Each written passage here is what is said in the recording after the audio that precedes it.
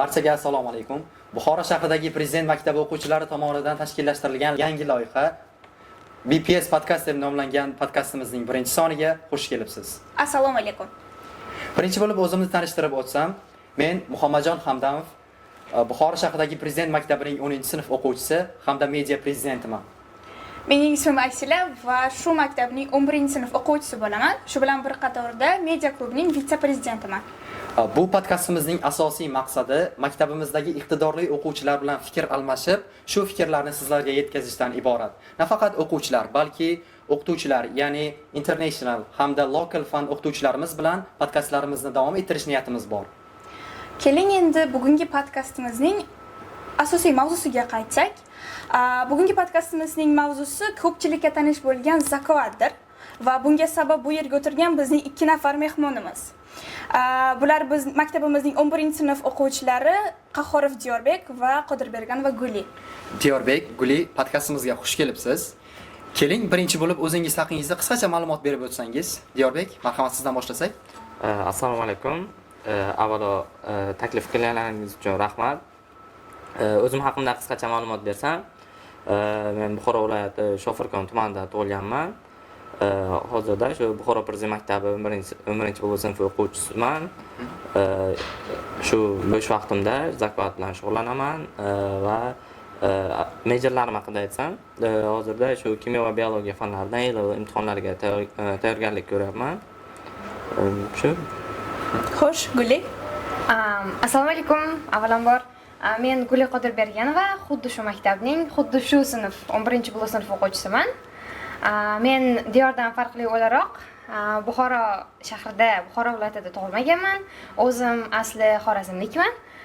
Shu taqdir taqozosi bilan dadam harbiy bo'lganliklari uchun Buxoroda bir necha yildan beri yashaymiz va shu Buxoro Prezident maktabida o'qiyman. Meni majorlarimga keladigan bo'lsak, men biznes va kompyuter science yo'nalishlarini tanlaganman. Kelajakda universitetda menimcha kompyuter science-ni tanlayman. Oldindan uzr so'ramoqchiman. Bu maktabda o'qiganimiz uchun nutqimizda ba'zi ingliz so'zlardan foydalanishimiz mumkin. Ming bor uzr. Xo'p, juda ham yaxshi. Keling asosiy mavzumizga, ya'ni zakovatga o'tishdan oldin maktab hayoti, maktabdagi o'qishlar haqida gapirib o'tsak. Guli, o'zi aytingchi, Prezident maktabida o'qish qanaqa?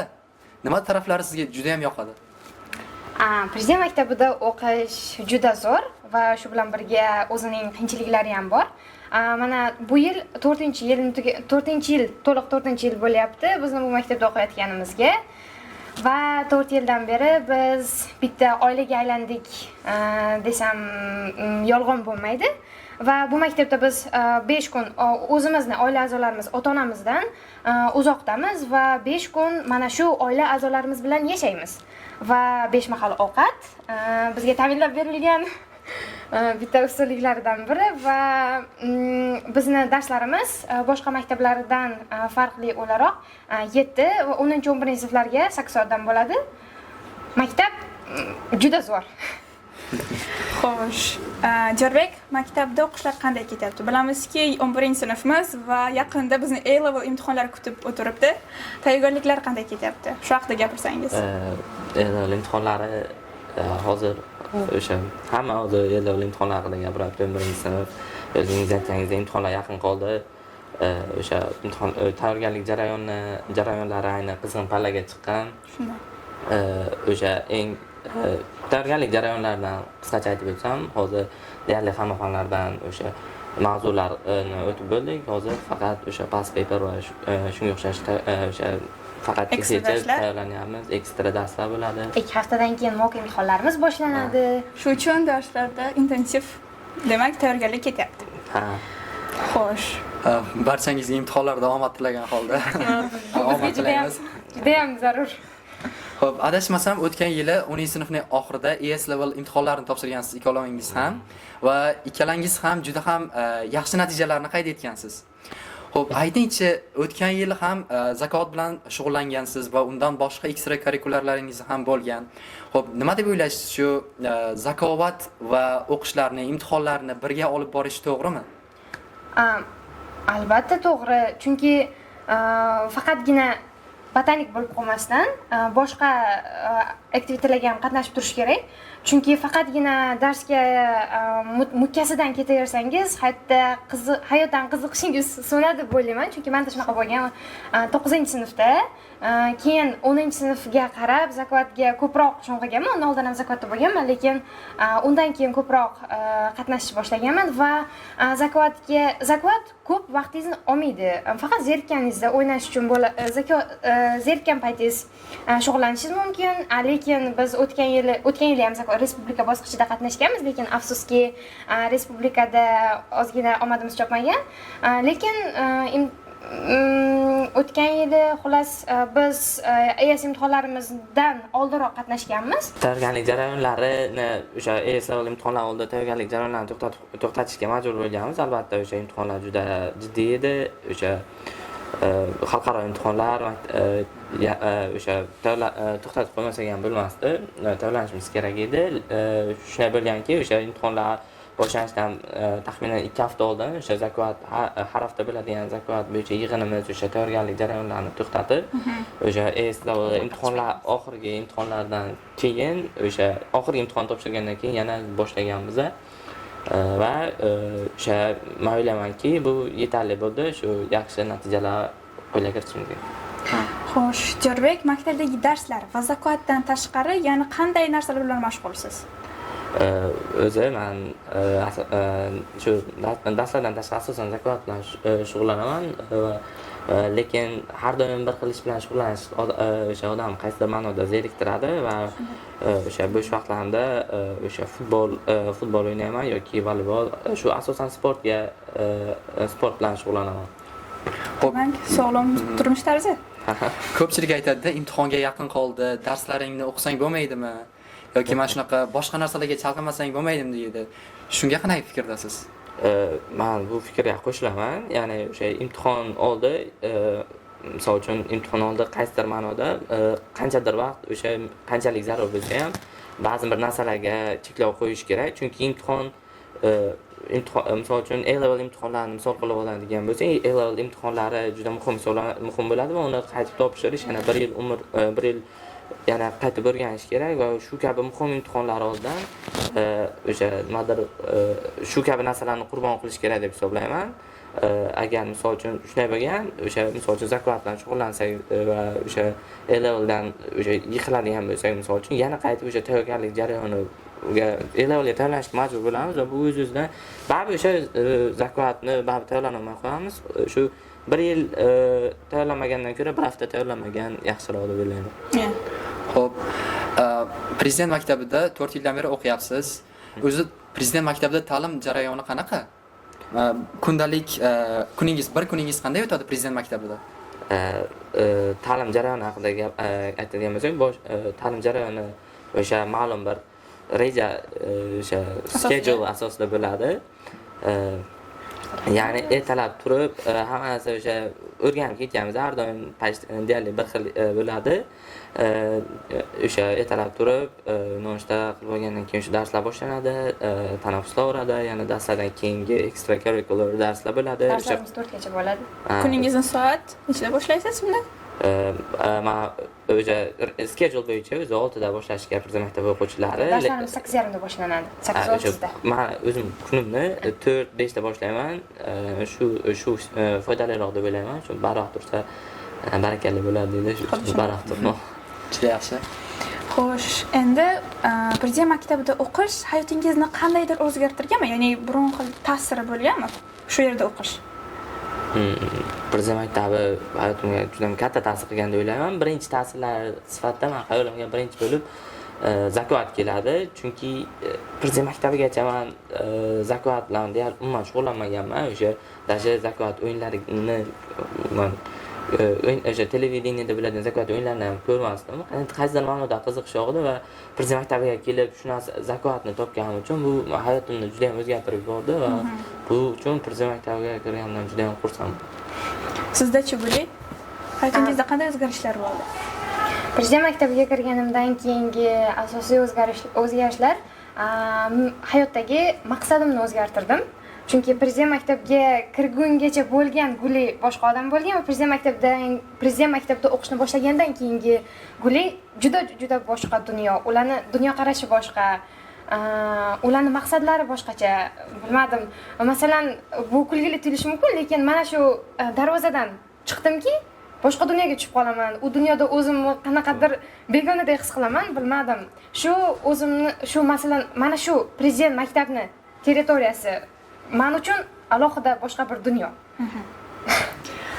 Xo'sh, endi ta'lim jarayonida qanday biron xil qiyinchiliklarga duch kelganmisiz va biron xil shunday qiyinchilik bo'lsa uni qanday yechgansiz, qanday yenggansiz? Ya'ni bu bo'lishi mumkin, masalan, ayrim bir imtihonlardan past natijalar ko'rsatish va biror ekstrakurikulyarlaringiz tufayli qaysidir imtihonga tayyorlanmay qolishlaringiz mumkin. Har xil holatlar bo'lishi mumkin-da.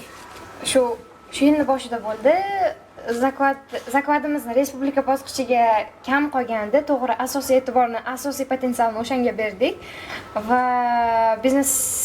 biznesdan o'qishim juda tushib ketdi. Ba'zi payt chunki darsdan keyin ham kundalikda o'tilgan darslarni takrorlash kerak. Men umuman takrorlamadim, faqat zakladga e'tiborimni qaratdim, chunki o'zi bir haftachami qolgandi.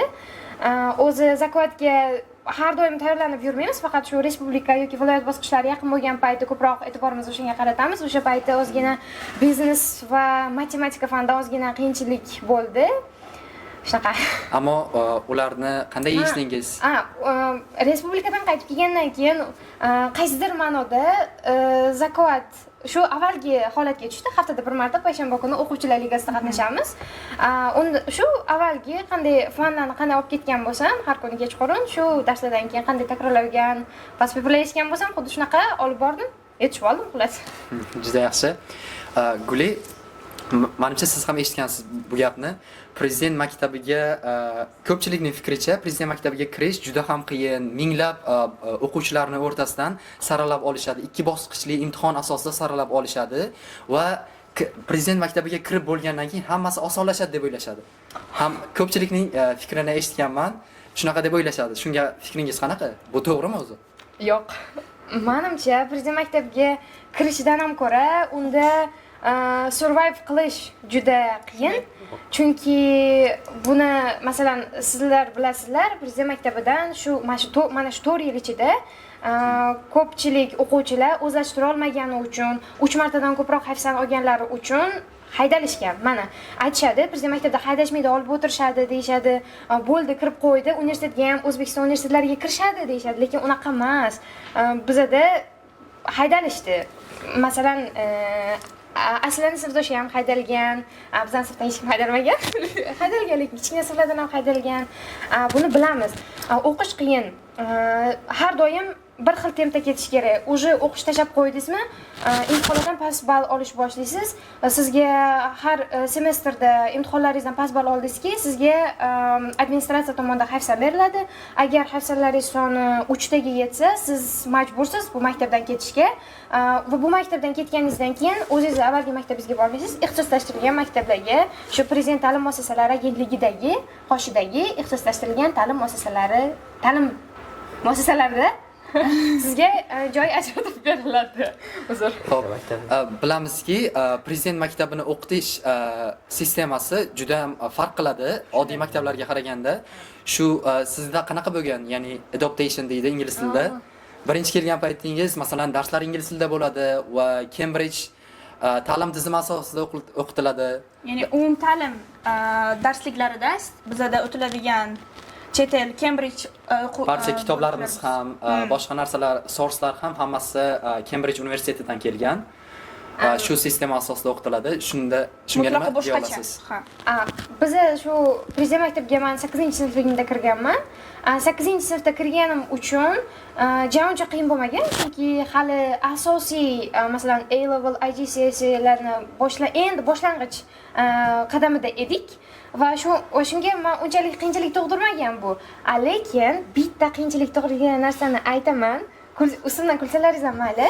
Bizani avvalgi akademik direktorimiz shu yilning boshida ketdilar maktabimizdan. Shularni aksentlarini tushunish qiyin bo'lgan. Boshqa hamma international teacherlarni gaplarini tushunganman, lekin faqat Mr. Fordni gaplarini uncha tushunmasdim. Mana shunisi muammo bo'lgan. Ammo o'rganib ketdingiz vaqt o'tishi bilan shunaqa. Maktabda va menimcha bu hech qanday qiyinchilik tug'dirmagan, chunki hamma bu sistemaga yangi kirgan hamma o'quvchi, hamma avval ko'rmagan bu narsani, birga adaptatsiya qilganmiz deb o'ylayman. Bu menimcha boshida uncha qiyinchilik tug'dirmagan, yo'q. Xo'sh, Diyor, Prezident maktabida o'qish kelajak kasbingizni tanlashda biron xil yordam bergan va kelajakda kim bo'lmoqchisiz? To'g'risi, men yoshligimdan o'sha shifokor bo'laman deb yurganman. Hali yoshligimdan maqsadga aylantirmaganman buni. Lekin Prezident maktabiga kirgandan keyin mana bu Prezident maktabidagi biologiya, kimyo xonasidagi sharoitlar va laboratoriya o'sha jihozlari meni o'sha shifokor bo'lishga undadi, shu fanlarga qiziqishimni kuchaytirdi albatta va o'sha kelajakda meditsina sohasi bo'yicha borib kardiolog bo'lmoqchiman. Iloyim niyatingizga erishing. Rahmat. Xo'p, ana endi ya'ni kulminatsion nuqtaga keldi. Podkastimizning kulminatsion nuqtasiga keldi.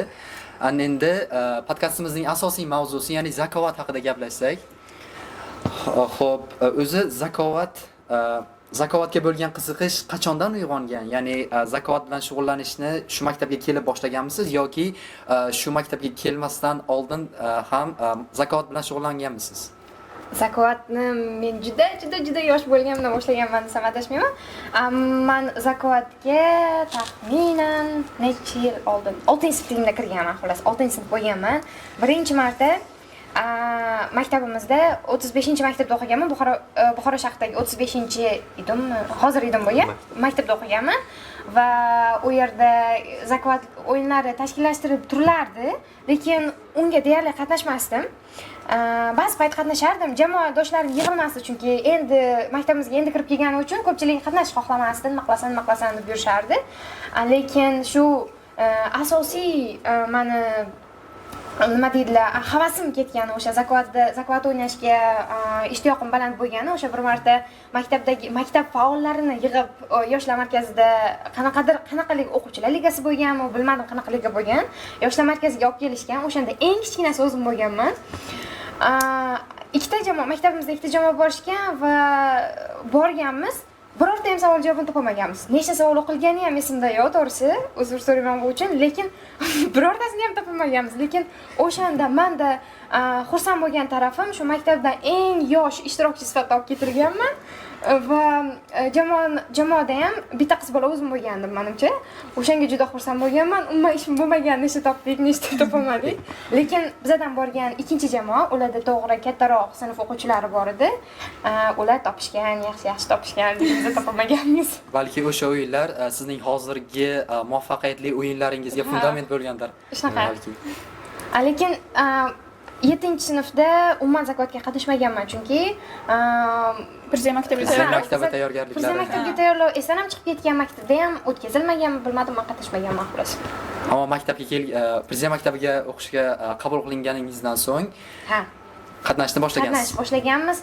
Birinchi shu sinf bilan jamoa tuzganmiz, 8-sinfda jamoa tuzganmiz. Keyin boshida shu parallel sinfimizdagi 8-green sinf bilan nima qilganmiz? Bellashganmiz. Keyin ulardan o'tganimizdan keyin kattaroq marralar ko'zlaganmiz. Xolos shunaqa bo'lib boshlanganmiz. Diyor, sizda qanaqa? Siz ham maktabga, shu Prezident maktabiga kelishdan oldin boshlaganmisiz yoki Prezident maktabiga kelganingizdan keyin boshladingizmi zakovat bilan shug'ullanishni? O'sha oldinroq aytganimdek, men Prezident maktabigacha zakovatga qiziqmaganman uncha. Men bunchalik bo'lib ketaman yoki bunchalik zakovatga berilib ketaman deb hech ham o'ylamaganman.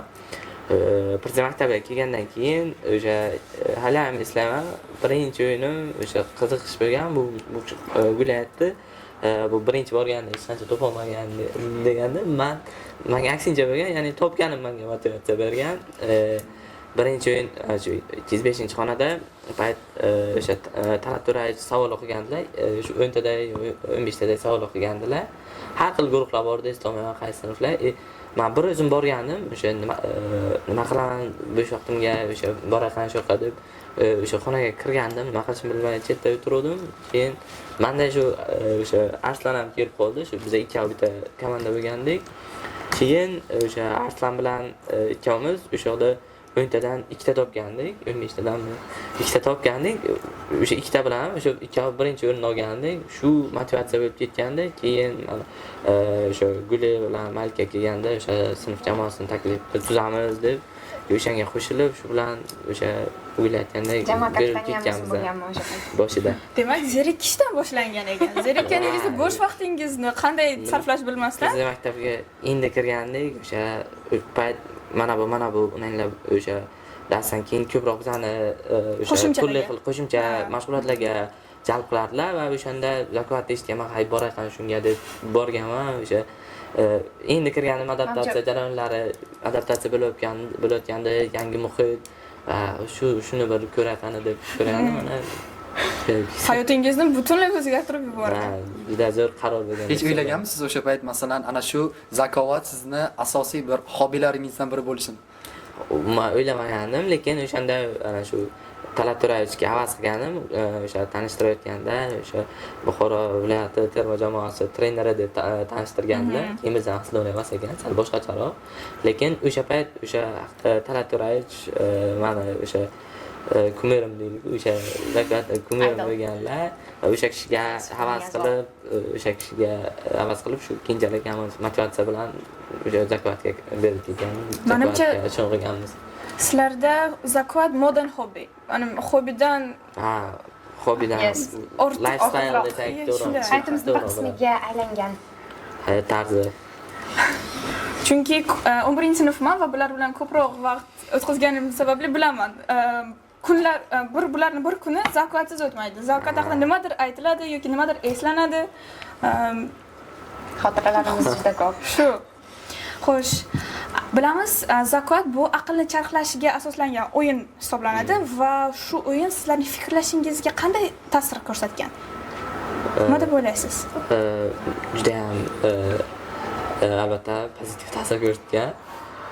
Fikrlar zakovat o'ynab shuni aytib aytganmanki, ya'ni o'sha Cambridge savollari ham o'sha imtihon savollari ham critical thinkingga asoslangan bo'ladi va zakovatda tayyorlanish orqali bu mana shu Cambridge sistemasiga adaptatsiya jarayoni o'sha osonroq kechgan deb o'ylayman. Shu critical thinking savollariga javob berish osonroq kechgan deb o'ylayman va men fikrlashimda shunday o'zgarish sezganman. Ya'ni o'sha nimadir o'zim fikrlarimga qaysidir ma'noda ana bu fakt jihatdan dalil izlashga harakat qilganman va shu o'sha zakovat mana shu fikrlashimga ko'rsatgan eng katta ta'sirlardan biri deb hisoblayman. Aha. Xo'sh, endi Xo'p, Maestro Juniors bu maktabimizning asosiy jamoasi, asosiy zakovat jamoasi.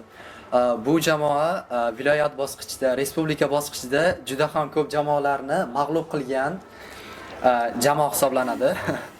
Va o'z navbatida hisobga olish kerakki, bu jamoa o'sha boshlanishida adashmasam juda ham ko'p mag'lub bo'lgan va o'sha mag'lub bo'lganlari hisobiga keyinchalik yaxshi muvaffaqiyatga erishgan. Xo'p, shu jamoa haqida gapirib bersangiz, xo'p, qachon ochilgan, kim bilan ochilgan, nechta odam bo'lgan ichida, kimlar bo'lgan? 8-sinfda o'qigan paytimizda, 8-sinfda jamoa tuzganimizda faqat sinfdoshlarimiz bor edi. Sinfdoshlarim chunki har bitta sinfdan bittadan jamoa chiqardi, maktabda o'ynaladigan zakovatlarda. Unda o'sha payti jamoada asosiy nechtadir odam bo'lmasdi.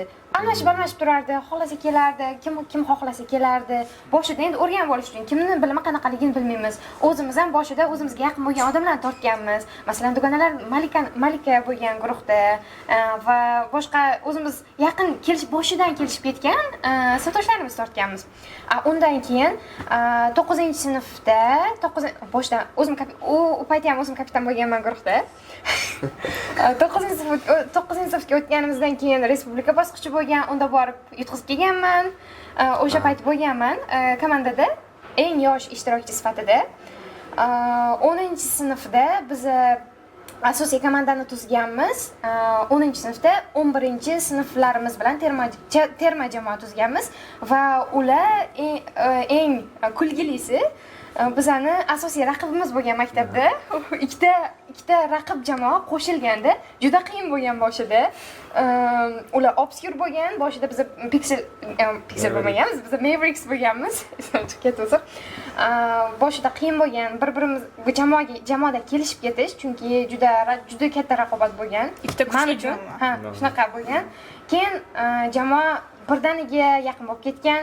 Jamoa juda zo'r bo'lgan. Nomimizni Pixelga o'zgartirganmiz. O'zimizdan boshiga Mavericks edi, keyin Pixelga o'zgartirganmiz. Pixel bilan birgalikda juda ko'p xotiralarimiz bor. Ular bilan juda ham kuchli jamoa edik. Lekin biz mahalliy mana shu maktab darsliklaridagi faktlardan o'qiganimiz uchun respublikadagi zakvatda respublika bosqichida o'tgan yil yutqazib kelganmiz. Balki o'zimizga juda katta baho berib yuborgan bo'lishimiz mumkin. Bu ham bitta sabab bo'lishi mumkin yutqazganimiz, lekin juda zo'r xotiralar bo'lgan. Toshkentga borib kelgan paytimizda aka telefonlarini yo'qotib qo'yganlar. Borgan kunlari shu mehmonxonaga tushgan paytlari Yandex taksida qolib ketgan. Shu aynan ketadigan kunimiz topganlar telefonlarini. Biz 2 kunmi 3 kun o'sha yerda bo'lgan bo'lsak, boshida borgan kunimiz yo'qotganlar, keyin topganlar. Juda zo'r bo'lgan xolos. Unutilmas xotiralar.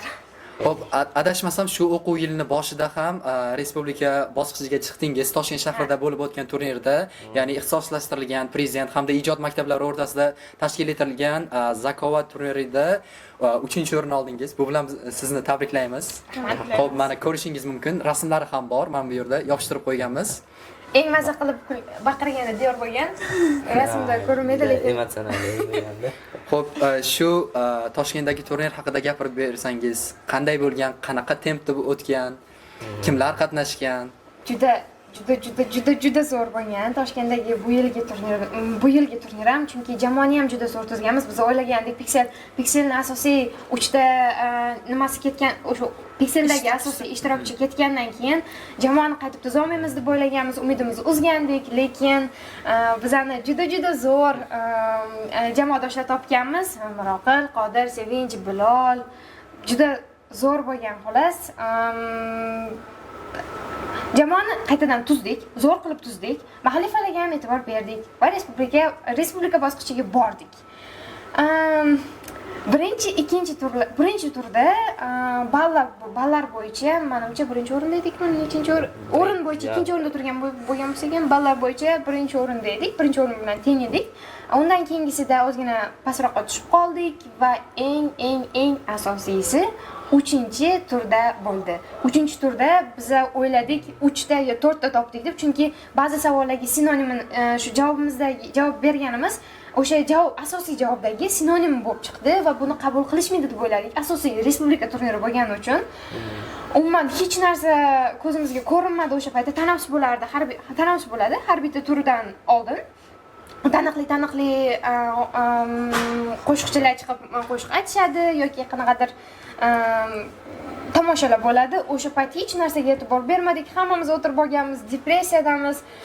Biz o'sha paytda hech qanaqa narsani sezmadik-da. Murod maslagan. Ha, Murod telefonda o'yin o'ynab o'tirdi o'sha paytda, hammani shokka solgan. Shokda qoldirgan narsa. Men o'sha payt men o'zim xudo deb o'tirman, bu yoqda domlayam ustozimiz ham o'sha nimadir natijalarni kutib o'tiribdilar. Bu yoqda Miroqil osmonga qarab o'tiribdi. Bilol tepamda turib ham просто qarab o'tiribdi. O'sha men Jahongir Poziljonov men qaysidir o'sha Imron edi, o'sha qo'shiq aytibdi. Hamma tushgan kayfiyatga bu yoqda hadya uni videoga olib nimadirlar qilibdilar. Shunday Murodga qarayman, Murod telefonda sapyor o'ynab o'tiribdi. Dedim. Keyin o'sha payt shunday domla shunday osmonga tepaga qarab o'tirdilar. Hamma tushgan edi, chunki o'shanda o'zimizni taxminimiz bo'yicha примерно 4 ta chiqish kerak edi. O'sha tur bo'yicha bilardik. 4 ta bilan 12 tadan, ha? 12 tadan 4 ta chiqish kerak edi. Og'ir tushib ketamiz deb o'ylagandik. Og'ir tur bo'lganda 4 ta bilan o'sha o'ringa da'vogarlik qilish imkoniyati keskin tushib ketardi. Shunday natija chiqdi. Domla sraz qaradilar, mana telefonimni olib natijaga qarab Shunday qarasak 6 turibdi-da, o'sha ikkita qabul qilishgan javoblarimiz. Ya'ni Sinonimlar, sinonim ismlar. javoblarni ham qabul qabul qilish. qilingan. O'sha natija bizga juda katta motivatsiya berdi desak bo'ladi. O'sha bizlar umuman kutmagan joydan o'sha ikkita bizlar umuman shuncha o'ynagan va o'sha shuncha o'ynagan bo'lsak ham o'sha tajribamizdan kelib chiqib o'ylagandik, o'sha ikkita qabul qilinmaydi umuman deb o'ylagandik, lekin o'sha shu narsalar qabul bo'lgan bo'lsa dedik, shu demak biz haqiqatdan bu shu omadimiz kelib bizani shu tempda davom etishimiz kerak deb kuchli motivatsiya bilan juda katta motivatsiya berdi mana shu tur va ana shunda o'sha men yig'ladim. Ko'pchilik o'sha kadrlarda oxirida yig'laganim ancha aylandi. Maktabda ko'pchilik aytdi, lekin asosiy yig'laganim o'sha paytda bo'lgandi. Men umuman yig'lamagandim zakovat uchun. Hayotim davomida umuman yig'lamaganman, lekin o'sha payt 3-turda natijalar chiqishidan ham oldin ham emas, parod qilganimiz uchun ham emas, natijalar chiqqandan keyin 4-o'rinda hali ham turganimiz uchun yig'lab borganman. Keyin sevinch hali natijalarni ko'rmagandilar. "Voy, nima bo'ldi?" deb telefonni qo'limdan olganlar. Keyin o'sha payti, "Bular xursandlikdan yig'layapsizmi?" deb kulgandilar ustimdan sevinch o'sha payti. Keyin "Davay, bo'ldi, full potensialni beramiz, olamiz, yutamiz" deb sevinch ham zo'r motivatsiya bergandilar. Ustozimiz, koordinatorimiz kelib davay deb o'tirganlar. Keyin o'sha full potensialni 4-turga berganmiz. Keyin 4-turda natijalar chiqqan, 4-turni tugatganmiz. Yonimizda bizning asosiy nimalarimiz turgandi. Belashib o'tirgan jamoamiz qaysi edi? Hamid Olimjon edimi? Hamid Olimjon va Zulfa edi. Bu tarafimizda o'tirgandi. Har bitta umuman biror marta biz zakovatda topgan savolimiz uchun baqirmaganmiz. Umuman baqirmaganmiz. Lekin o'sha 4-turda har bitta savolda baqirdik. Har bitta savolda Ya'ni o'sha har bitta savol sizlar uchun alamli bir nima bo'ldi. Bizga energiya berib o'tirdi-da. Biz baqiramiz, yonimizdagi jamoaga qaraymiz. Qani ular topdimi, yo'qmi? Biz ulardan bitta balo orqada ketayotgandik. Bitta baqirdik, ular baqirmadi, bo'ldi, yetib oldik dedi. Endi yana bittasini bosishga faqat o'shalarga e'tibor berdik-da. Baqiramiz, keyin bo'ldi, tugadi. Oxirgi savol edi, 12-savol edi. 12-savol esimda yo'q, umuman esimda yo'q. Qanaqa savol chiqqandi, lekin biz topdik, ular topmadi, bo'ldi. Ularning nasaniyati tushib ketdi. Men ularni ko'rib ham to'g'risi xafa bo'ldim. Zo'r ketishayotgandi, 4-o'rinda qolib ketishdi. Voy dedim. Bilaman, xolos xafa bo'ldim ular uchun. Keyin tugadi. Biz 3-o'rindamiz dedik, 3 yo 2-o'rindamiz deb xursandchilikni o'sha paytda nishonladik. Ekranda natijalar chiqdi va biz 3-o'rinda turdik. Lekin 4-o'rindagi jamoani ham bali biz bilan bir xil edi. Raqobat jimgina bo'lib qoldik. Va biz bilan teng turgan jamoa umuman kutilmagan jamoa edi. Umuman. Ular ham yonimizdagi jamoa edi. Biz hayron, "Vau" dedik. Nimaga biz buncha xursand bo'ldik? Men qo'rqdim to'g'risi, chunki asosan men hayotimda shunaqa ko'p balki men hayolimda shunaqa bo'lgani uchun shunaqa bo'lib ketadi. Oldin xursand bo'lsam, omadim kelmaydi to'g'risi. Oldin biror narsaga nima uchundir ko'proq xursand bo'lib yuborsam, o'sha narsa yoki atmay bo'lib ketadi yoki o'xshamay qoladi. Ana shunaqa bo'ladi. O'sha uchun juda qo'rqdim. Aytmadim hech kimga. Menda shunaqa bo'ladi, nima bo'lar ekan deb hech kim vahimaga solmasligi uchun hech narsa demadim, gapirmadim. Keyin bizda apellyatsiya savollari o'qildi. 4ta jamoa, birinchi, ikkinchi o'rin uchun ham jamoalarning ballari bir xil bo'lib qolgandi. Shu 4ta jamoa oldinga chiqdik. O'ynaldi. Shu ketma-ket shu hamma topgan shu savollarning javobini topdik. 3-sida aniq bo'ldimi? 3-chi savolda aniq bo'ldi va buni Murod topdi. Murod topganda menimcha Murod topdi va o'sha payti men masalan to'g'risini aytaman, 4-chi nima payti xursand bo'lganimda, ana 3-o'rinni ko'rganimda xursand bo'lganimda unaqa emotsiya chiqara olmadim. Lekin hayron qolganim Diyor yig'lab bordi o'shanda. Xafa bo'lma Diyor. Diyor yig'lab bordi o'sha payti. Internetda portlatdi. O'sha paytdagi videolarni ham ko'rganmiz. Diyorbek o'sha televideniyaga intervyu berganlar. To'g'risini aytsam, o'sha payt men ham hayajonlanib ketganman, chunki maktabimiz shuncha bir nechta maktab 48 deydi. 48 maktab, 42 maktabning orasidan 3-o'rinni olishi bu juda ham bir katta natijada. Menimcha prezident maktablari orasidan faqat Buxoro chiqdi, ha? Shunaqa edi. Xullas, Diyor yig'ladi. Jamoa 3-o'rinni oldi. Aytganimdek, men emotsiya chiqara olmadim. Asosiy emotsiyani o'sha 3-chi o'rinni ko'rgan chiqardik. Shunaqa bo'ldi. Lekin o'sha voqealar sizning hayotingizda bir unutilmas bir yodda esda qolarli voqealardan biri bo'lgan deb Yana aytsak bitta bo'ladi. narsa, o'rin masalan 3ta o'ringa o'zini sovg'alari bor edi va boshqa o'rinlarga shopper sumkalari nafaqat o'yin deb yozilgan, ko'k rangda, to'q ko'k rangda, ichida nima bor edi bilmadim. Termiz bor. Lekin juda nima xuddi noshukurlikdek bo'ldi, lekin bu rostdan ichimda o'tdi. O'zi yutqizganimda ana shopperni olardim dedimda, chunki bilmadim, ko'proq shunaqa modani shunaqa nimalarga qiziqqanim uchun menda shunaqa ichimdan o'tib ketdi. To'g'risi o'tdi, mana shu xayol o'tdi. Yutmaganimda mana shu nafaqat o'yin deb yozilgan shopperni olardim dedim. O'zimcha so'rab ham ko'rmoqchi bo'ldim, koordinatorimizdan so'ramoqchi bo'ldim. Bizga nimadir qilib bo'lsa ham bitta o'sha shopperdan topib bering demoqchi bo'ldim, lekin uyaldim to'g'risi, so'ramadim keyin. O'sha yig'ladi tezda o'zi men o'sha tayyorgarlik jarayonida ham qancha bo'lsin bo'ladi, qancha qiyinchiliklar bo'ldi, o'sha paytda shu bitta motivatsiya edi. O'sha borsam maza qilib nishonlayman, yutsak maza qilib nishonlayman, yutsak mayli yig'layveraman, o'sha maqsad bor edi. Ya'ni bunchalik yig'lash maqsad emas-ku. Maza qilib nishonlash maqsadi bor. Maza qilib nishonladim ham, mayli endi. Boshiga qildi, ancha tema bo'ldi. Lekin zo'r bo'ldi, to'g'risi. Muhimi g'alaba yetdik. Xo'sh, Jo'rbek, o'yinga tayyorgarlikni qanday bo'lganini bilib oldik. Endi siz jamoa sardori sifatida jamoani qanday balans qilib turdingiz? Nimalarga ya'ni e'tibor berdingiz?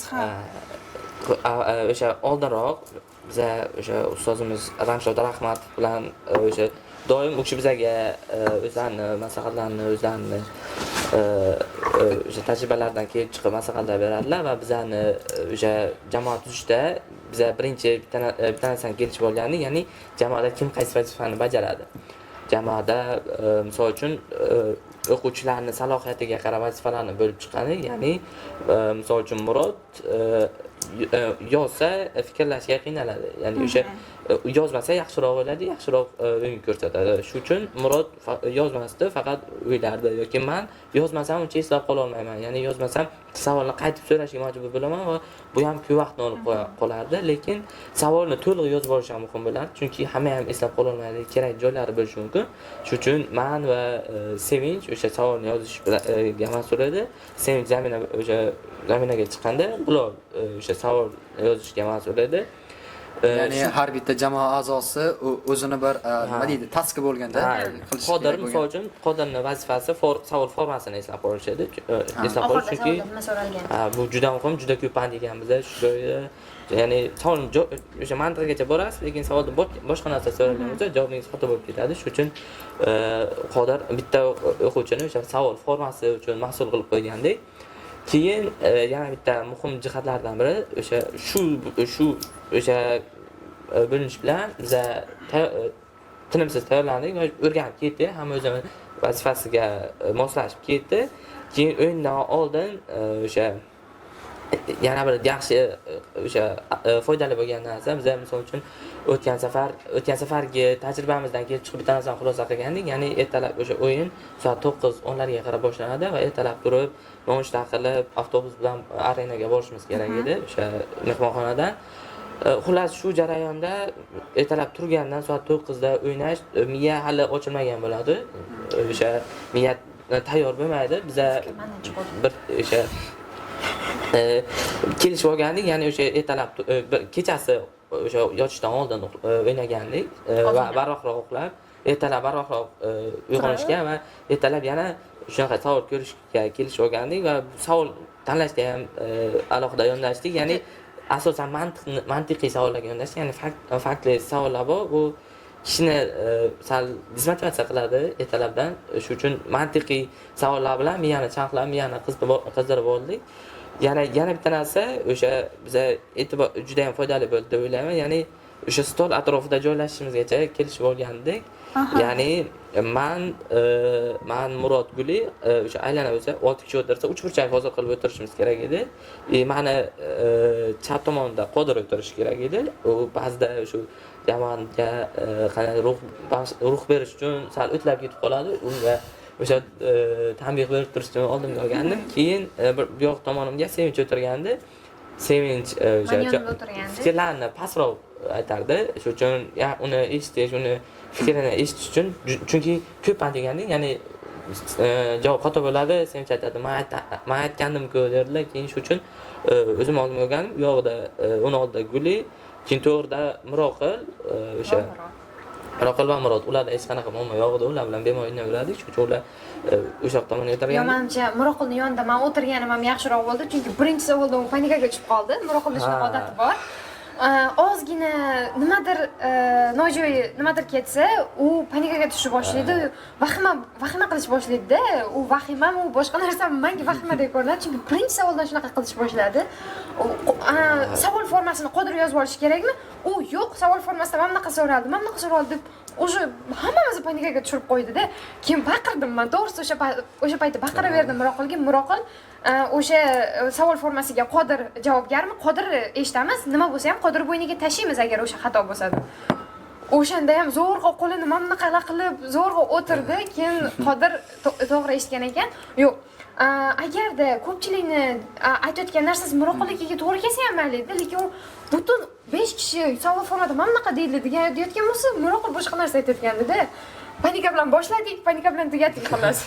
Xullas, ana shu aytgan narsalar bizga eng katta yordam berdi deb hisoblayman. Bu narsa o'sha bu strategiya deydim, buni o'sha taktikalar ham, o'sha bu taktikalarga kelishimizga ham o'sha oldin qatnashganlarimiz foyda bergan. Ya'ni o'sha terma jamoa bilan o'tgan undan oldingi yilgi respublika bosqichida qatnashganimizda biz bilganimiz dars o'qish kerak. Biz o'sha Guli aytgandek, Gulidan chiqqan fikr o'sha o'yin oldidan qizib olish kerak. Badan tarbiyadagi. Keyin o'sha tayyorlanish jarayonida shu joylashuvni kelishib olganmiz.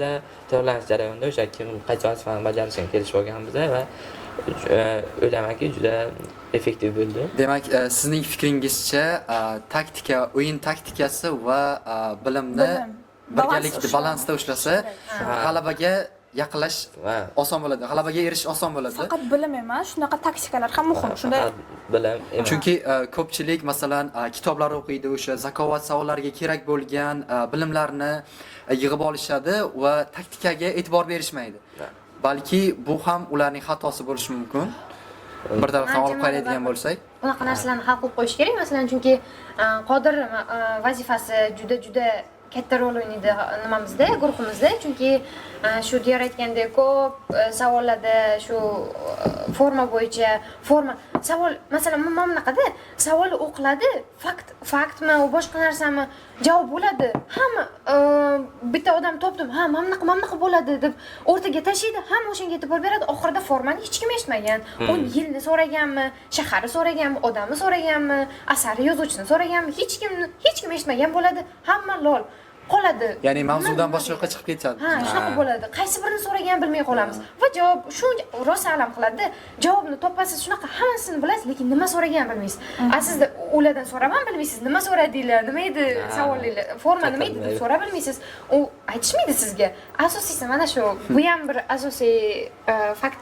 Demak, komandadagi hamma ham, ya'ni o'sha savol taqdim etilgan payt fikrlash kerak emas, balki ayrimlar masalan yozib olsa, boshqalar uni o'ylashga vaqtini sarflasa yaxshiroq bo'ladi. Juda qat'iy yondashganda o'sha tayyorlanish jarayonida keraksa qo'pol bo'lib, baqirib, chaqirib ana shu narsani yo'lga qo'yishga harakat qilgandik. Boshqa katta zakvatchilar, o'sha profilga zakvatchilari bilan tajribali zakvatchilardan maslahatlashganimizda shu narsa muhimligini aytishdi. Ya'ni savol o'qilayotganda hamma jim turishi kerak. O'sha qanaqadir ba'zilarda savol o'qiyotgan bo'yicha nimadir variant keladi yoki savolni o'sha qanday yondashish kerakligi shu bo'yicha fikr keladi. O'shani u endi aytmasa esdan chiqib qoladi. Shunda biz kelishgandik, ana shu yozib olish kerak. Shuning uchun o'zi u yoqda hammada o'sha daftar ruchka beriladi. Shu narsaga qat'iy yondashgandik, lekin bu narsaga u yoqda qat'iy amal qildik deya olmayman, chunki u yoqda bosim kuchli, u yoqda emotsiyalar, hayajon o'sha payti bo'lgan, o'zim ham savol o'qiyotgan payti biladigan savolimda o'sha gapirib ko'rganman o'sha javobni. Shu shu ham juda muhim rol o'ynaydi. Keyin ikkinchi narsa o'sha bilim, faqat bilimni o'zi muhim emas dedik. Ya'ni taktika ham. Taktika ham muhim. Ya'ni biza bilim faqat bilim muhim emas degan o'sha talabni jamoani shakllantirish jarayonida qo'ygandik. Ya'ni o'sha paytda ularni siz kapitan sifatida ruhlantirib ham turgansiz, to'g'rimi? Ha, kapitan sifatida ularga motivatsiya berib, lekin payt bo'lgan 3-turni o'zida o'zimga motivatsiya kerak bo'lib qolgan. O'zim ham davay bachalar alamli bir qizg'in o'yinlar ketgan paytda shunaqa bo'lishi tabiiy. O'zim aytaman, bola yaxshi ketamiz, mayli ruhiyat tushirmaymiz, keyingi savolni olamiz. 3-savolda o'sha 3-tur o'sha og'ir keldi dedik. 3-turga ketma-ket 3 tami shunday savolni topolmadik. Shunda o'zimni ham ruhim tushib ketgan. Mayli deyman-da, o'zim ham afsuslanaman, deyman, bir nimalar emotsiyalar ko'rsataman.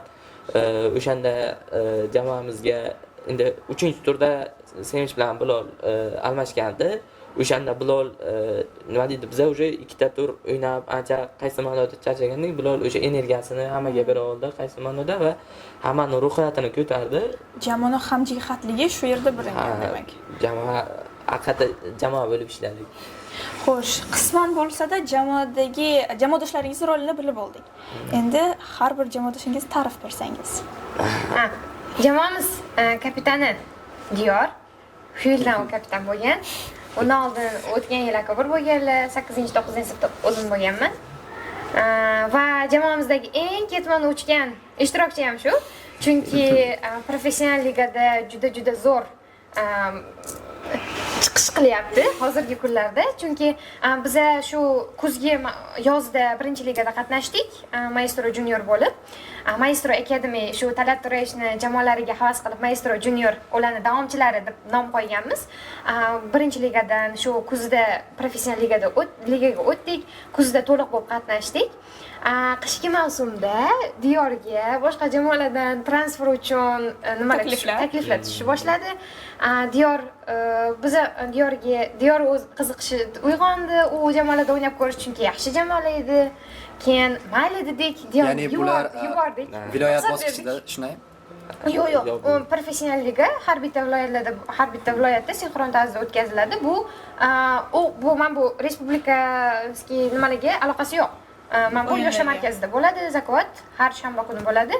O'shanda xullas Diyor Miseriyada o'ynadi. Qishki mavsumni Miseriyada o'tkazdi, kuzgi mavsumni Maestro Juniorda o'tkazgan bo'lsa va bahorgi mavsumni shu top 3talikda Buxoro viloyatida top 3talikda turadigan jamoa F8 jamoasida davom ettiradi. Ya'ni juda ham ko'p jamoalarda experience, ya'ni tajriba orttirib bilim yig'ganlar. Bu juda ham katta rol o'ynaydi kelajakda albatta. Xo'p, eshitdik hammasini, Toshkentda bo'lgan voqealarni ham eshitdik. Juda ham qizg'in ketgan ekan o'yinlar. Keling, endi maktabdagi zakovat haqida gaplashsak. Bilamiz, Diyorbek hozirgi maktabimizning zakovat jamoasi kapitani hamda maktabimizda Student Unionda zakovat degan komitetimiz bor va shu komitetning prezidenti Diyorbek. Xo'p, Diyorbek aytingchi, zakovatda qanday o'zingizni hissangizni qo'sha oldingiz maktabda va nimalarni tashkil eta oldingiz prezident sifatida, zakovat prezidenti sifatida maktabimizda? Xo'sh, biz o'sha boshidan o'zim maqsad qilib qo'ygandim, agar o'sha respublika bosqichida o'rin olsak, respublika bosqichida yutsak, maktabimizga o'sha maktabimiz hissasi katta bo'ldi bunda albatta o'sha o'qituvchilarimiz hamma yordam berdi tayyorlanish jarayonlariga va shunga qaysidir ma'noda qarzimni qaytarish sifatida turli xil turnirlar tashkillashtirishni va'da o'sha o'zimga maqsad qilib qo'ygandim. Bunda jamoa bilan ham kelishgandik bunga. Qaysidir ma'noda turli g'oyalar bor edi, qanaqa turnirlar o'tkazish bo'yicha. Keyinchalik maktabda Student Union tashkillashtirildi va u yoqda prezident bo'lgandan keyin bu rejalarim yanada amaliylashdi, ya'ni shu rejalarni amalga oshirishga yo'l ochildi va turli xil o'sha birinchi yutib kelgandan keyin o'sha kuzgi mavsumni o'zida yutib kelgandan keyin darhol boshlab yubordik jarayonlarni, turli xil o'yinlar o'tkazdik, har xil zakovat, faqat bitta zakovatni o'zi emasda. Ko'pchilik o'yladi 1 minutlik zakovat o'sha faqat zakovat shu, lekin zakovatning ichida juda ham ko'p o'yinlar bor, har xil qiziqarli va men shuni shu maktab zakovatni to'laqonli his qilishi uchun, maktab o'quvchilarida zakovatga nisbatan qiziqish uyg'onishi uchun shu har xil o'yinlar tashkillashtirdik jamoa bilan. Misol uchun shaxsiy o'yin o'sha maktabda eng o'sha svayak deydi, o'sha shaxsiy o'yin, ya'ni o'quvchilar individual tarzda qatnashadigan yoki jamoaviy tarzda qatnashadigan boshqa xil o'yinlar, misol uchun zakovat kvizni 2 marta ya'ni turli xildagi zakovat o'yinlarini tashkil qildingiz. Ha. Va kelajakda yana tashkil qilish niyatimiz bor. Mana mart oyida o'quvchilar ligasiga ko'proq e'tibor bergan holda maktabimizda bahor guzi liga sifatida tashkillashtirib, o'quvchilar har payshanba o'ynashadi va shu natijalar yig'ilib borib, oxirida o'sha butun bahor davomida o'sha eng yuqori olgan maktab, o'sha maktabimiz o'zini jamoalari o'rtasida ham taqdirlashni maqsad qilib qo'ydik. Hozir shu ustida ishlayapmiz. Yaxshi. Juda ham yaxshi. Xo'p, prezident maktabida o'qish zakovatga tayyorgarlik ko'rishda qanday yordam bera oldi? Ya'ni, masalan, qaysi fanlardan olgan bilimlaringiz sizga asqotdi zakovat turnirlarida? Bizda eng asqotgani bu ona tili adabiyotdan bo'lgani. Menimcha, men uchun shu foyda bo'ldi. Muhammad ustozimizga rahmat aytamiz bu uchun. Rostdan meni masalan o'zi mahalliy fanlar bizda ona tili adabiyot, tarix, yana tarbiya, yana qaysi o'tiladi? Xullas, men shular o'tiladi. O'shalarning orasida men uchun ona tili adabiyotdan katta foyda topdim zakovatda.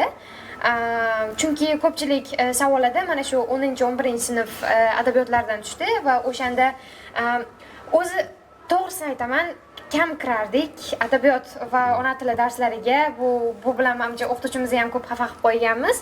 Kirgan paytimiz ham qiziqtirib o'tadilar, juda qiziqtirib o'tiradilar. To'g'risini aytaman. Laptop ochiq turadi. To'g'ri, o'ylaydilar, laptopga qarab o'tiribdi, men gaplarim eshityapti deb, lekin bizning quloqimiz bab ustozda bo'lardi. O'sha bilan juda ko'pchilik savollarning javobini topganmiz. Qisqa qilib aytganda, ertakday qilib, oddiy narsani ham ertakday qilib tushuntirib beradilar. Qo'shimcha ma'lumotlar qo'shib aytib beradilar. O'shalardan ham foyda topganmiz. Maktab darsligida yo'q, lekin o'zlaridan aytib beradilar. Mana shu bo'yicha ham esimizda qolganlari bilan esimizda qolganlari yaxshi foyda bergan. Va maktabni bizga bergan eng katta yordami desak, bizni ko'pchilik maktablarda aytishdi, shu respublika bosqichiga kam qolganda baribir ruxsat berishmayapti. Даже ba'zi maktablarda zakovat trener emas, o'z zakovatga nima deydilar, mas'ul shaxslar yo'q edi. Eshitdik, endi bizda kontakt bor boshqa prezident maktablari bilan. Bizda bularning hammasi bor edi, vaqt ham bor edi. Ba'zi ko'pchilik mahalliy fan o'qituvchilarimiz kezi kelganda international fan o'qituvchilarimiz ham javob berishdi. Bir kun qolganda respublika bosqichiga. Va eng asosiysi, ixtisoslashtirilgan maktablarga qaraganda biz bu yerda ko'proq shug'ullanib bildik, chunki biz 5 kun maktabda qolamiz. Darslardan keyin biz shug'ullansak bo'ladi birgalikda. Va yana bir nima, menimcha bu maktabda, prezident maktabida o'qiganimiz uchun ham bir-birimizni yaxshi taniymiz, bir-birimiz bilan yaxshi aloqaga kirishamiz. Menda o'zi o'tgan yili bir zakovatchidan maslahat so'raganimda, zakovatda qanaqa qilib yaxshi nima qilish mumkin deganlarda, asosiysi jamoa oiladek bo'lishi kerak degandilar. Mana shu eng asosiysi. Sizlarga bilim, fakt ba'zi paytda umuman rol o'ynamasdan qoladi. Agarda siz shu nima qilsangiz, jamoadoshlaringizdan yaxshi kelish bilmasangiz degandilar. Mana shunisi ham zo'r rol o'ynaydi, chunki biza uchta jamoadagi 3 kishi, biz sinfdoshmiz. Qolganlar bilan ham maktabda har bir soatda ko'rishamiz. Juda ham yaqin bo'lib ketgansizlar, 4 yildan beri. Xo'sh, endi agar imkoniyati bo'lsa, qaysi mashhur zakovat komandasi bilan bir guruhda bo'lib o'ynashni xohlardingiz? Ya'ni bu respublika miqyosida. O'zi maqsadim, asl maqsadim o'zi yoshligimdan emas, shu zakovatga qiziqqanimdan aytdim, Talat To'rayevni o'sha kishidan motivatsiya olib boshlaganman dedim. O'sha kishini jamoalarda o'ynashni maqsad qilib qo'ygandim. Va hali ham bu maqsadim bor. Lekin o'sha respublika miqyosida olib qaraydigan bo'lsak, menga Jobir Ahmedovni jamoasida o'ynab ko'rgan bo'lardim. Chunki u yoqda o'sha zakovat desa man xayolimga keladigan insonlar Jobir Ahmedov, shunday o'shalar o'ynaydi va o'shalar bilan bir stol atrofida o'ynash qaysi ma'noda men uchun ajoyib bo'lardi. Xo'p, ma'lumot o'rnida aytib ketaman. Podkastimizni boshlagandan buyon Diyorbek aytib o'tyaptilar, Talat To'rayevni jamoalari, Talat To'rayev haqida gap ketyapti. O'zi Talat To'rayev ustozimiz maktabimizda o'quv ishlari bo'yicha direktor o'rinbosari va juda ham bir salohiyatli inson va o'zlarini nima desa bo'ladi, zakovat jamoalari bor. O'sha zakovat jamoasida kapitandir. Xo'p, bilamizki, zakovatdagi yutuqlaringiz shunchaki o'zidan o'zi kelib qolmagan, ustozlarning ko'magi asosida bo'lgan. Shu zakovat musobaqalariga sizga eng ko'p yordam bergan ustozingiz bormi? Ya'ni trener deymizmi, ustoz deymizmi? Shu zakovatga sizni tayyorlagan, zakovatda o'sha katta turnirlarga sizga motivatsiya bergan, sizga yo'l yo'riqlarni ko'rsatgan ustozingiz haqida gapirib bering. Rahmat, Ramshod ustoz. Ustoz, sizga kattakon rahmat. Ustozimiz Rahmatov Ramshod ustoz o'zi 9-sinfligimizda kelganlar. Ha, 9-sinf oxirida kelganlar. 9-sinfda o'zi birinchi bo'lib respublika bosqichi bo'lgan. Birinchi, masalan, maktab bilan respublika bosqichida qatnashganmiz. Respublika bosqichidan keyinroq kelganlar va kelganlaridan bilingan zakovat o'ynashlari, zakovatga qiziqishlari borliklari. Chunki zakovat turnirlarini faqat avval dengida bo'lma nazarini o'tkazardilar. Undan keyin Ramshod ustoz o'qishni boshladi, savollarni. O'shandan keyin bizning komandaga mehrlar tushib qoldi deb o'yladim. Chunki o'zimizga ham tarix fanidan darsga kirardilar. Keyin menimcha taklif bo'ldi, qanaqa qilib bizga bunaqa maktab jamoasiga aylanib ketdik. Bizning boshida bizning jamoaga qiziqishlari uyg'ondi. Boshida bizning jamoani yaxshi emas deb o'ylardilar, to'g'risi. Keyin ba'zi payt hazil qilib qo'yardilar, sizlar javoblarni topgansizlar deb qo'yardilar. Keyin e'tiborlariga tushdik va shu yoshlar markazida bo'ladigan o'quvchilar ligasiga olib borishga qaror qildilar. Bizning guruhni Mavericks jamoasi edik va shu 9-sinf oxirigacha shu yarmidan menimcha qishki mavsumdan kirdik. Qishki mavsumdan qo'shildik. Shu administratsiyadan ruxsat oldilar. Har payshanba kuni chiqib kelardik. Oxirgi darslarimizdan bir iloj qilib javob so'rab. Men shu o'sha o'quvchilar ligasiga olib chiqishlari bizga o'sha biza uchovimizni asosan men Guli Murodni shu zakovatga mukazna ketadigan darajada o'tkazishimizga sabab bo'lgan. Ya'ni biza o'sha payshanba kunini kutib yashardik. Chunki o'sha payshanba kuni bo'lardi zakovat o'sha o'quvchilar ligasi va o'shanga borish uchun o'sha 7-soat darsimizdan javob olishimizga to'g'ri kelardi. Shunaqa narsalarga tayyor qilib borardik. Keyin Talat To'rayevich xonalarining taglarida o'tirardik. Ba'zi payti timetable o'zgargan payti 7-soatga bizning stenfanimizni qo'yib qo'yish ehtimolligi bo'lardi. Chunki agar stenfan qo'yilsa biz zakovatga qo'yib borishmaydi. Stenfandan javob ola olmaymiz. Talat To'rayevich xonalarining tagida o'tirardik. Iltimos qo'ymang, maxlifan qo'yib bering deb. Shu o'quvchilar ligasiga olib chiqqanlar uchun avvalo ustozimizga rahmat aytaman. O'sha bu hamma narsani boshlanishiga sabab bo'lgan. Endi zakotda biron rioya qilish kerak bo'lgan qoida bormi? Zakotda qoida yo'q. Ya'ni bu asosiy qoidalar bor. Ya'ni o'sha tanishtiriladi. 1 minut vaqt ichida javobni yozib berishingiz kerak. Formaga tushmasa qabul bo'lmaydi. Yana o'sha ochkolar hisoblash qoidalari bor. Nima desam, u qoidalarni o'zi yaratasiz. Ya'ni jamoa ichida qoidalarni o'sha jamoa bilan yaratiladi. Zakovatga, turnirlarga tayyorlanish paytida u qoidalar o'zidan o'zi shakllanib boradi. Tayyorgarlik jarayonida. Zakovat jamoasi ichida ekan demak. Har bitta jamoani o'ziniki bo'ladi. Bizda ham aytib o'tdik, menimcha hammasini. Xo'p, Guli, aytingchi, zakovatga shunchaki bir o'yin sifatida qaraysizmi yoki bir zakovatning bir muhim tarafi bormi siz uchun? nafaqat o'yin. Shu yilgi nimamizda, shu yilgi zakovat turnirida har bitta bloknotlarga mana shunaqa yozilgan, nafaqat o'yin, nafaqat o'yin. Shopperga ham shunaqa yozilgandi. Shu hamma zakovatchi bilgandek, bu menimcha zakovatni hayotining bir qismiga aylantirgan har bir inson unga xuddi shu narsani aytadi. Bu nafaqat o'yin. Zakovat bu faqatgina o'yin emas, bilmadim. Zakovatdan ko'p narsa topganman. Zakovatdan qolgan zakovat deganda barcha xotiralar, 4 yillik xotiralar keladi. Shu 8-sinfdan qanday boshlagan bo'lsak, shu hozirgacha bo'lgan xotiralar keladi. Yoshlar markazida shu o'yinga borib maktabdan chiqib borganlarimiz, bilmadim endi. Bu faqatgina o'yin emas. Bu zakovatda masalan jamoamiz bir oila. Masalan piksellarga jamoadoshlarimiz 11 bizdan 1 yosh katta jamoadoshlarimiz ketishida ham shuncha xafa bo'lganmiz. Bunaqa yaqin jamoadoshlarni topib bilamizmi deb o'ylaganmiz. Umidimizni uzganmiz. Lekin hozir ham sog'inamiz ularni. To'g'ri, sog'inamiz sizlarni. Bizani esdan chiqarib yubordi deb o'ylamanglar. Hozirgi jamoamiz ham juda zo'r. Juda zo'r. Ular bilan qanaqa bo'lgan bo'lsak, avvalgi Pixel bilan qanaqa bo'lgan bo'lsak, Maestro Junior ham hozir shunaqa zo'r. Aloqalar juda zo'r. Har bitta jamoadoshimiz o'zini o'rni bor. Bittasi bo'lmadimi? Nimadir kam. Jamoada nimadir kam bo'ladi. Darsi chiqib qoladi. Masalan, 8-soatga dars qo'yilgan bo'lsa, o'quvchilar ligasiga qatnashamayotgan bo'lsa, bo'ldi, bilinadi. Kimdir yo'q. Nimadir yetishmayapti jamoada. Bilmadim. Zo'r. Xullas. Xo'sh, Toshkentga yana bir qaytsak, Toshkentdagi turnirda biron xil qiziqarli voqea bo'lganmi? Noodatiy qiziqarlimi?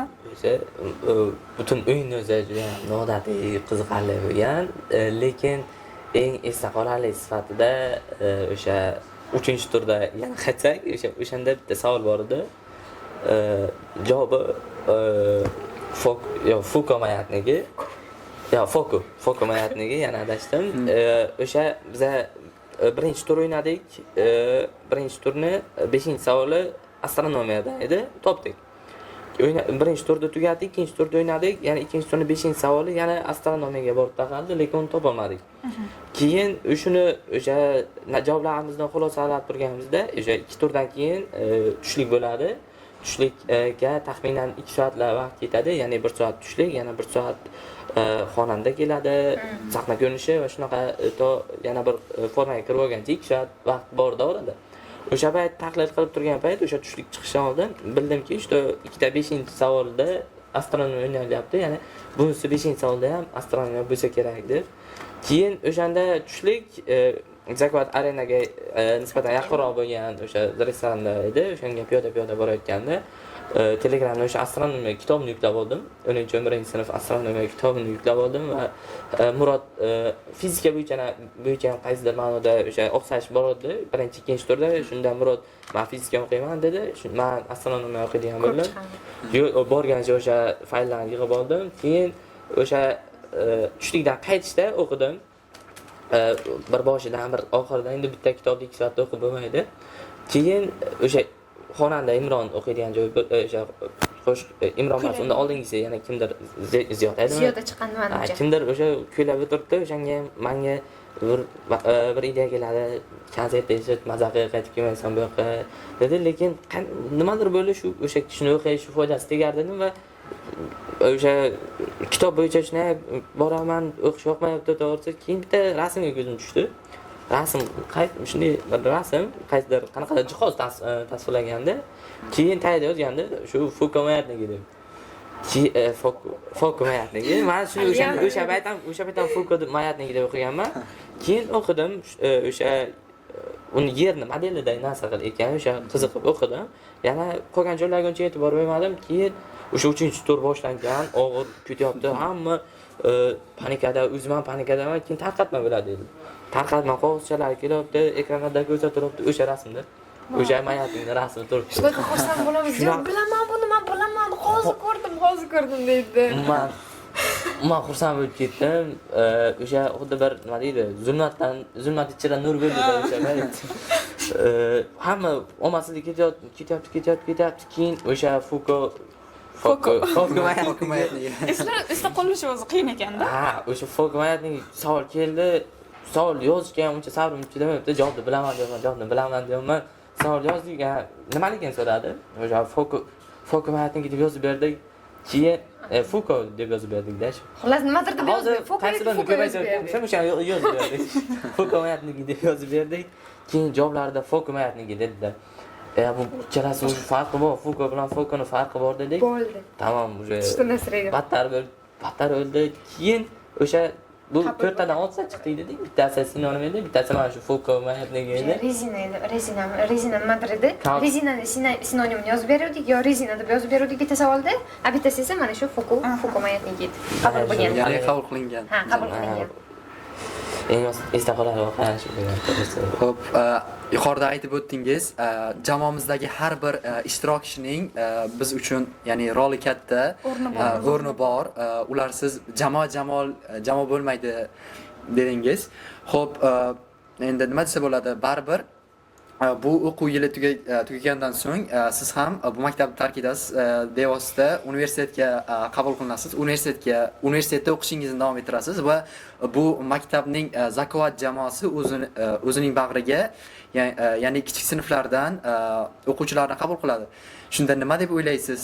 Ular ham sizlardek nima desa bo'ladi, act qila olishadimi? Ya'ni biz buni hozirdan yordam beryapmiz.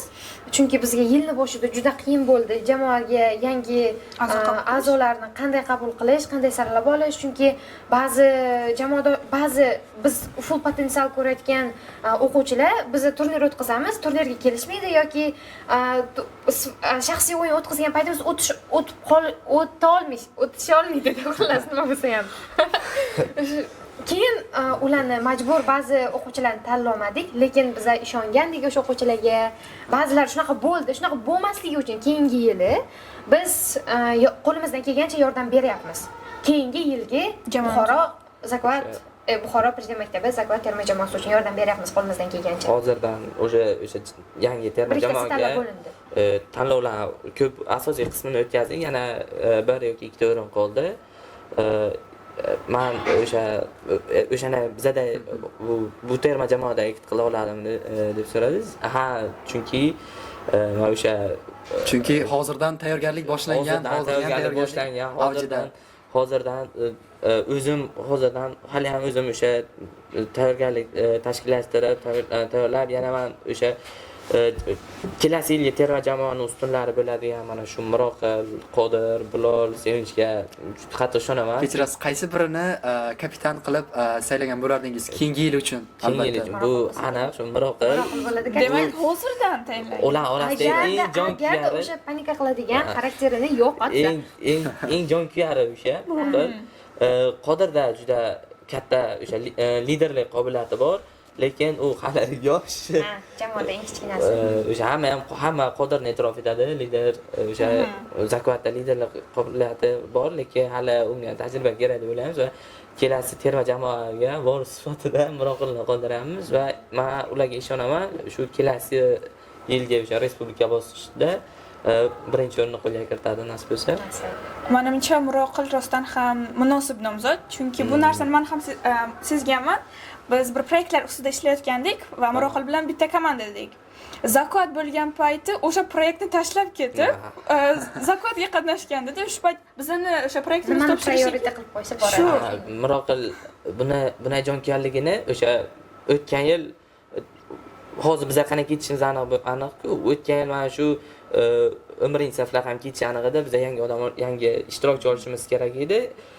Miroqil asosiy variantlardan edi va maktab o'sha yoshlar markazida o'sha viloyat Buxoro viloyati bo'yicha intellektual olimpiada o'tkazildi va o'shanda biza birinchi 2 kun davomida bo'ladi dedilar. Birinchi kun o'sha bordik, universitet oshxonasida bo'lib o'tgandi.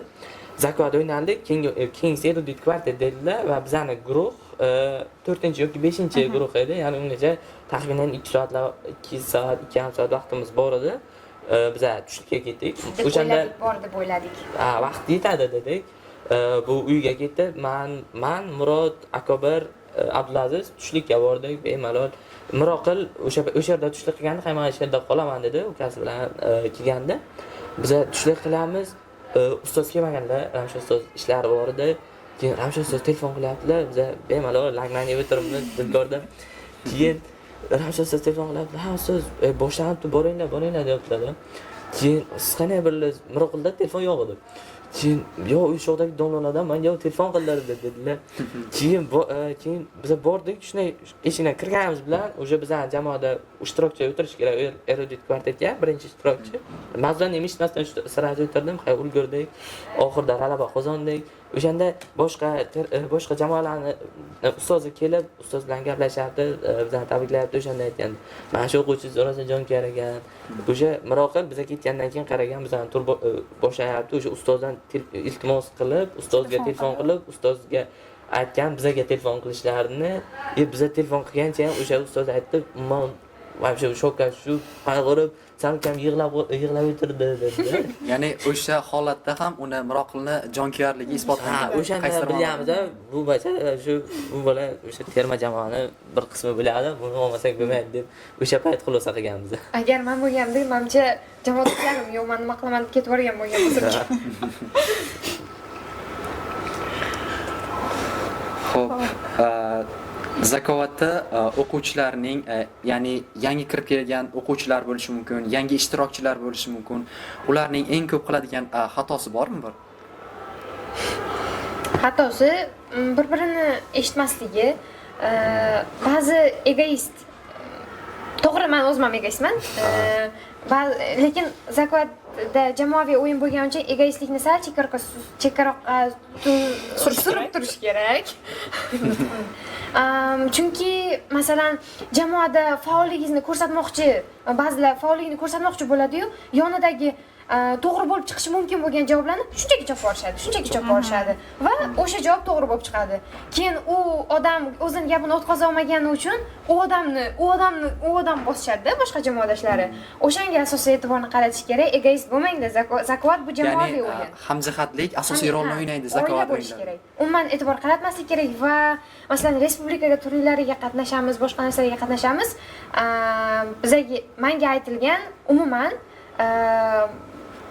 kimdir bizdan mana bunaqa nima kutyapti, bizdan shuncha umidlari bor deb o'ynamanglar degandilar menga o'tgan yili ana shu Zakovat payti. Shunaqa maslahat berilgandi. Umuman qanaqa oddiy o'yinda qanaqa o'ynaysizlar, maktabda qanaqa o'ynaysizlar, o'quvchilar yoshlar markazida qanaqa o'ynaysizlar, xuddi ana shunaqa o'yin ko'rsatinglar. Chunki o'zi arenani o'zi qancha bosim qiladi va sizlarga bu hayollaringiz ham bizani shuncha maktabdan, uyimizdan hamma nimalar kutmayapti bizdan deb o'ylamanglar. Shunchaki chilgay bo'lib o'ynanglar degandilar-da. Ana shu narsani, ana shu eng katta maslahat. Keyin o'sha Gulning gapiga qo'shimcha qilaman. O'sha tayyorlanish jarayonida ko'pchilik o'ylaydi, ko'pchilik men o'zimga ham murojaat qilgan, masalan, maktabimizdagi o'sha Zakovatga qiziqadigan yosh o'quvchilar o'sha ularni natijalarini kiritib boraman va keladi, o'sha kapitan komandalari keladi, aytadi, natijalarimiz ba'zi nima qilsak bo'ladi, qanday qilsak bo'ladi, qanday qilaylik, qanday ko'tarsak bo'ladi deganda, o'sha eng asosiysi bu yoqda o'sha shu prosta hamma narsaga e'tiborli bo'lish kerak. Oddiygina misol uchun shunday paytlar bo'lgan, oddiygina shu televizordagi reklamadan ham savol tushib qolishi mumkin-da. Shunchalik e'tiborli bo'lish kerak. Keyin eng asosiy narsa o'sha gullatganda o'ynash kerak Zakovatni va o'sha practice makes perfect deydi-ku. O'sha tinimsiz ko'proq savol ko'rish kerak. Ko'proq savol ko'rish kerak, savol o'ynash kerak. Jamoa bilan ko'proq o'sha tayyorlanish kerak va bu o'z-o'zidan o'sha jamoaviy ishni shakllantiradi, ham savol ko'rgan sari o'sha savollarga qanday yondashishni, o'sha o'z-o'zidan savolga qanday yondashish kerakligi, savoldan nima so'ralishi, savolga qanday yondashish kerakligini o'z-o'zidan kelaveradi, o'z-o'zidan topaveradi. Savol o'ynagan, masalan, ko'pchilik o'ylashi mumkin, qancha ko'proq savol o'ynasangiz, faktlarni bilib olasiz deb. Savol o'ynash faqat fakt bilishga yordam bermaydi.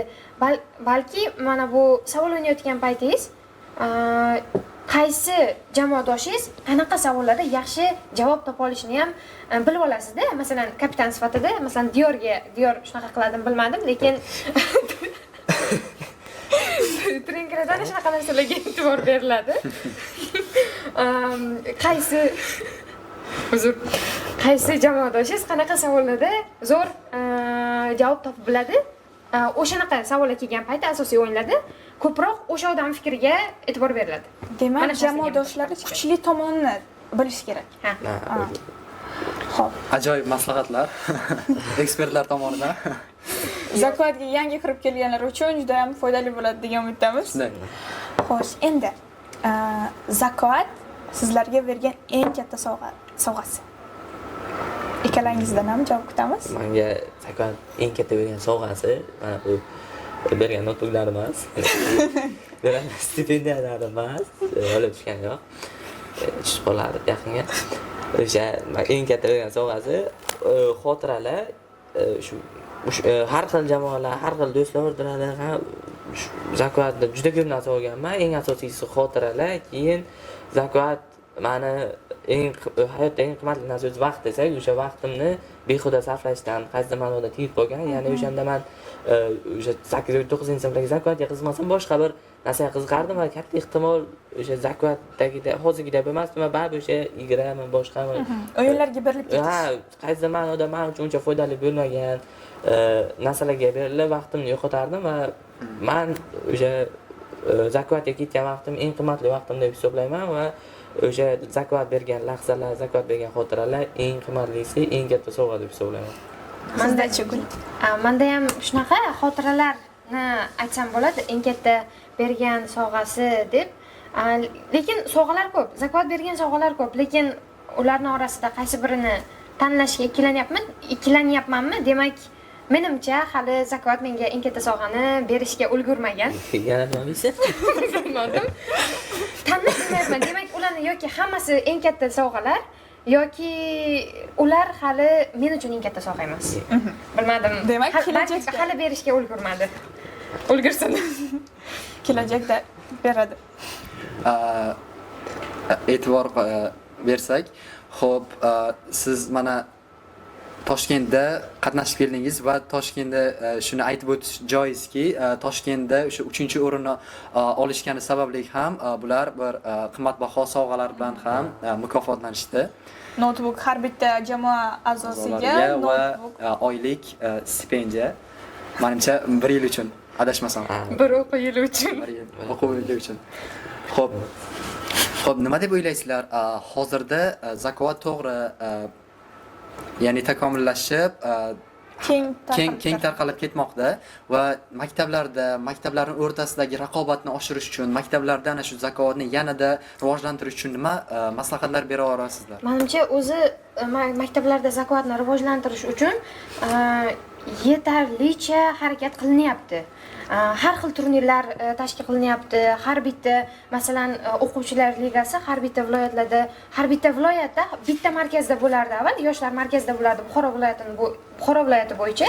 Hozir bitta viloyatning o'zida tumanlarda, maktablarda sinxron tarzda o'tkazishga ruxsat berilgan. Mana buni o'zi ham masalan bu bitta nima deydilar, yordam, rivojlanish uchun yordam, chunki uzoqroq yoshlar markazidan uzoqda joylashgan, uzoqroq tumanlarda, shahar markazidan uzoqda joylashgan tumanlardagi maktablardagi o'quvchilar qancha qiziqishi baland bo'lsa ham, menimcha kelisha olishmasdi. Masalan, yo'l uzoqlik qilardi, qaytib ketishgunicha balki vaqt kech bo'lib ketardi. Shunga ular kelishmasdi, ko'pchilik qatnashmasdi. Lekin hozirda har bitta tumanda sinxron tarzda o'tkaziladi, ko'pchilik qatnashadi va zakovat turnirlarida qo'yilayotgan sovg'alar ham hazilakam sovg'alar emas, yaxshi sovg'alar qo'yilyapti. Mana shu ham masalan, to'g'risini aytaman, bu ham bitta motivatsiyada. Ya'ni yana zakovatni hozirgi yoshlarga berilgan juda bir katta imkoniyatlardan biri deb qarasak bo'ladi. Ha, shunaqa. Bu davlatimizni o'sha yoshlar siyosatining bir qismi deb hisoblayman, chunki bejizga aytib o'tish kerak deb o'ylayman. Zakotga har yili 50 milliard so'm ajratiladi. Bu juda katta summa va bu shunaqa turnirlar tashkillashtirishga va o'quvchilarni taqdirlashga yo'naltiriladi. Yana Gul aytdi, o'sha chekka hududlarga yetib boryapti dedi. To'g'ri, chunki men o'sha aytdim, oldin o'ynamaganman dedim. Mana Gul misol uchun u o'sha maktabda faol bo'lgani uchun yoshlar markaziga kelib o'ynagan va vaholanki o'sha paytda haqiqatan ham faqat yoshlar markazida bo'lgan zakovat mana hozir chekka tumanlarga ham borgan va mana hozir mani sinfdoshlarim ham zakovat o'ynashadi. Shunaqa imkoniyatlar hozir ancha kengaygan. Ya'ni zakovat ancha yoyilgan O'zbekistonga. Men shaxsiy o'yin bor. Oddiy menimcha ba'zi masalan kezi kelgan paytda maktabimizdagi 5-sinf o'quvchilaridan ham qolib ketishi mumkin-da, yutqizishim mumkin. Chunki unaqa faktga asoslangan savollarda oqsiyman.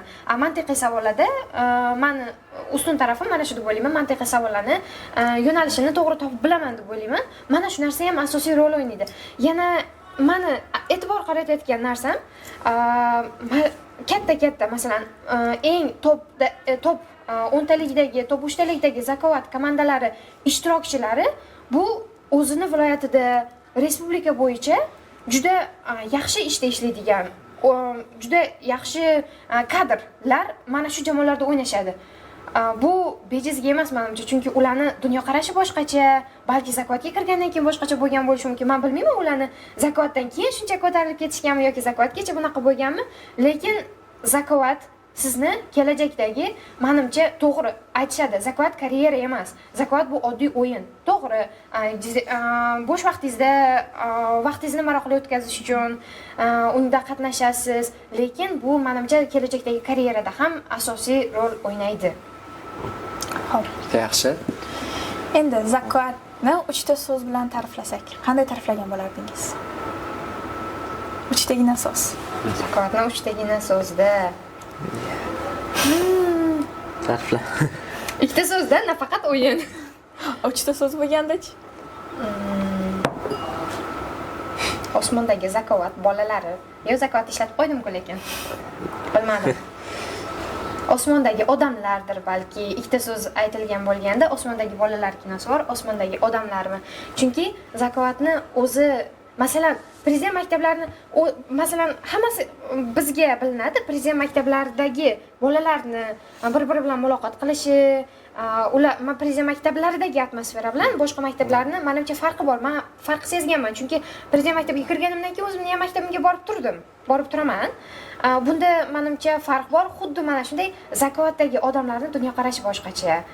Demak, sizlarni xuddi o'zingiz aytganingizdek ketmon uchgan bolalar.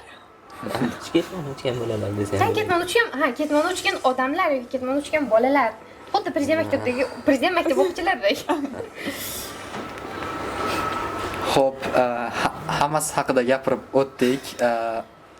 Xo'p, Toshkentdagi muvaffaqiyatli o'yin haqida ham, maktabdagi zakovat turnirlari haqida ham va o'qishlar haqida ham gapirib o'tdik. Ana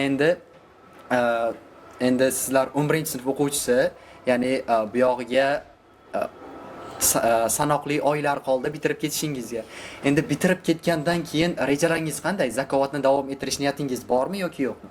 Bitirib ketib, masalan, universitet yoshida men o'sha zakovatni o'sha viloyatda zakovatni karyera qilib bo'lmaydi.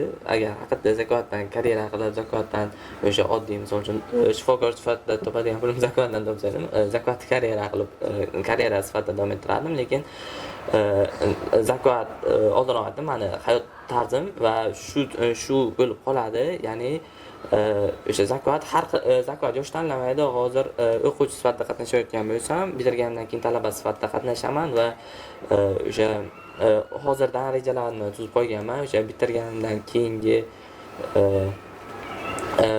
zakovatdagi faoliyatim to'g'risida va bitirgandan keyin o'sha talaba bo'lganimdan so'ng avvalo o'sha kiradigan universitetim terma jamoasiga qo'shilmoqchiman va yo birinchi liga yoki birinchi ligada hozircha o'sha Toshkent shahri birinchi ligasida birorta jamoaga qo'shilib yoki hozirgi jamoamiz bilan o'sha birinchi ligada qatnashib faoliyatimizni davom ettirmoqchimiz. Ya'ni rejalaringiz aniq kelajak uchun. Aniq, hozirdan chizib qo'yilgan, nasib bo'lsa hammasiga birma-bir erishamiz.